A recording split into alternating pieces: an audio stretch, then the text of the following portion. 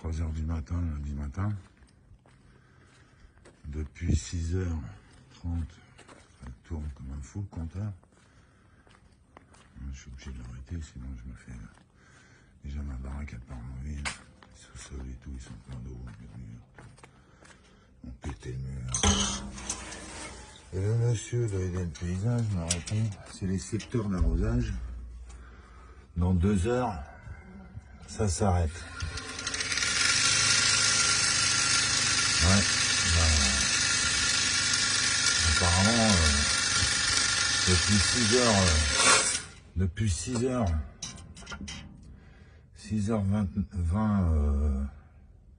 dimanche matin, on est lundi matin, il est 3h du matin ou 4h du matin, et votre compteur il tourne toujours, et à pleine vitesse, si j'ouvre l'eau.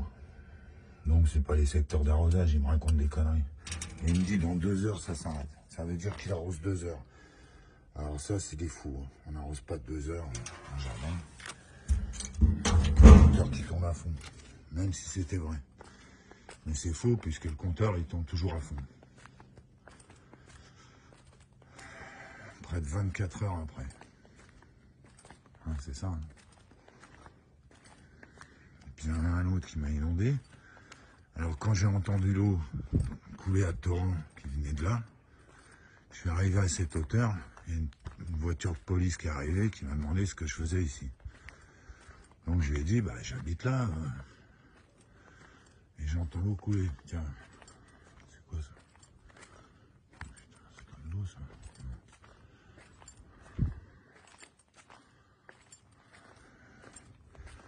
C'est pas de l'eau, mais si c'est de l'eau. Il y a de l'eau sur le bitume. Voilà. Et il pleut pas depuis, et ça passe par en dessous le mur là. Ça passe par en dessous le mur qui est fendu. Là.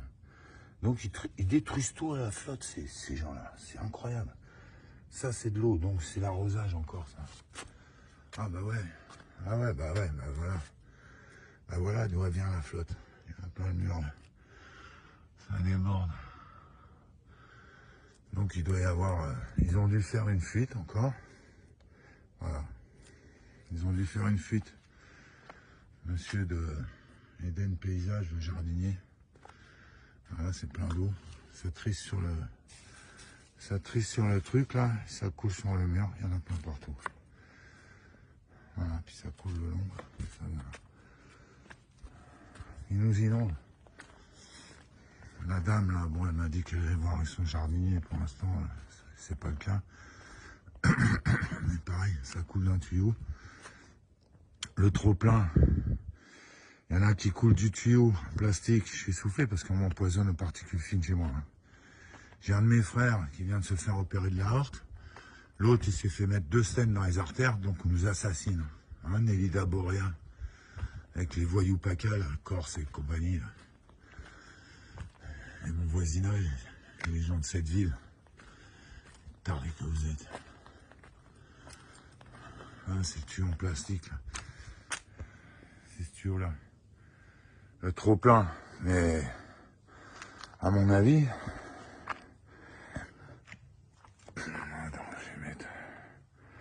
À mon avis, la majeure partie coule dans la terre, sous le mur, sous la route, et va détruire cette ville-là, qui est mon voisin du dessus.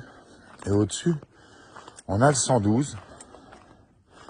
Un technicien Orange a voulu me faire prendre un abonnement pour ma fibre. Et il m'a dit de donner comme adresse le 112. C'est la petite voiture qui est là-bas, avec un portail. Voilà, c'est ça le 112. Et ce monsieur s'appelle Stanley Murzak et il a des sociétés dans le bâtiment. Voilà, donc c'est les gens du BTP. C'est les réseaux,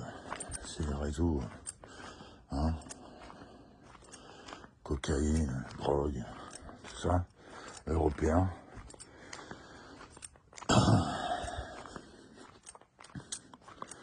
Cette villa qui est complètement noircie de partout, le mur. Et qui part en ruine aussi. Là, tu vois, c'est tout noir, les murs. ça c'est l'eau. Ça c'est l'eau, c'est plein d'eau. Ils détruisent tout. Donc il y a un monsieur qui a racheté, un Suédois, il est venu me parler, il est sorti devant, il rigolait, moi j'étais en train de travailler, de poser Canis, mon brise-vue comme ça, brise-vue comme ça, j'étais en train de poser. Là aussi c'est un bon brise-vue apparemment. Donc c'est ces gens-là qui vont faire des travaux, qui sont au-dessus là. Et tous des gens, c'est quelqu'un qui fait du BTP, ça s'appelle cocher place, architecture, mais en fait, ils font tout maître d'œuvre dans le BTP. Ce que faisait mon père avec son entreprise de gros œuvres. Voilà. Donc vous avez vu, hein, j'ai allumé le compteur, c'est là où ça trisse, ça sort sur la route. Donc ils nous inondent consciemment, ils font des fuites, ils bousillent les tuyaux. Puis une fois qu'on est complètement inondé, au bout d'une semaine, ils viennent réparer la fuite. Et moi, ma maison, la villa, elle part en ruine. Ils m'ont détruit le mur. Tout ça, c'est ça. Hein. Ça a été fait le 27 juillet. Le 27 juillet, ça. 27 juillet. T'as ça, mais tu vas de l'autre côté, le mur, il est fendu à 3-4 endroits avec le voisin du dessus. Il est décalé de 3-4 cm, c'est pas 5. Donc ils détruisent tout, hein, voilà. C'est clair et c'est net. Hein. Cette ville-là. Et les jeunes, ils viennent harceler, les jeunes des réseaux sociaux, comme l'autre qui est venu ce soir avec sa Peugeot, là. Ils viennent et puis ils viennent du Pas-de-Calais, de Normandie, hein, les branleurs de ma famille, là, avec cette Nélida boréale. J'ai 3 enfants avec mon petit frère, qui vient de se faire opérer de l'aorte, à 56 ans, tu vois un peu. Voilà, quoi. Et l'autre, il a des stènes en plastique dans les artères. Et moi, ils sont en train de m'empoisonner aux particules fines dans ma chambre, quand je me lève, que je me lave dans la salle de bain, donc je suis essoufflé, j'ai des problèmes aussi. C'est tous des pourris, ils ont foutu mon vie en fracture au stress. Ils ont foutu mon vie en fracture au stress, un vieux pervers manipulateur narcissique, qui dit jamais quand il se fait enculer, hein, il est toujours en train de se vanter de tout, c'est grâce à lui, et si, et ça, toi t'es une merde.